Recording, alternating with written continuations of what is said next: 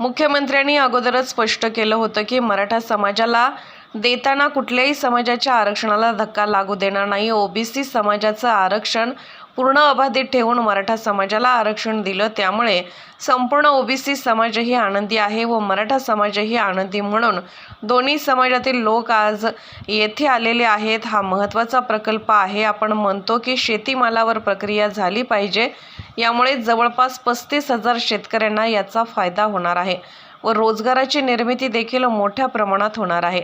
आता आरक्षण दिलेलं आहे, त्यामुळे कोणीही लोकांना त्रास होईल असे आंदोलन करू नये। मुख्यमंत्र्यांनी पहिलेच हे स्पष्ट केलं होतं की आम्ही मराठा समाजाला आरक्षण देताना इतर कुठल्याही समाजाचं आरक्षण आम्ही त्या ठिकाणी काढून घेणार नाही। त्याचप्रमाणे ओबीसीचं आरक्षण पूर्णपणे अबाधित ठेवून मराठा समाजाला 10% आरक्षण आमच्या सरकारने दिलं आहे।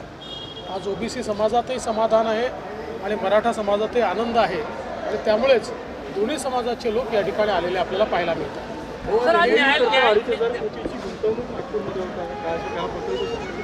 हे अतिशय महत्त्वाचा प्रकल्प आहे, कारण शेवटी आपण असं म्हणतो की शेतमालावर प्रक्रिया झाली पाहिजे आणि ही जी डिस्कवरी आहे याच्यामुळे जवळपास 35,000 एकराच्या शेतकऱ्यांना त्या ठिकाणी मोठ्या प्रमाणात फायदा होणार आहे आणि रोजगाराची निर्मिती देखील मोठ्या प्रमाणात होणार आहे। त्यामुळे अतिशय महत्त्वाचा प्रकल्प।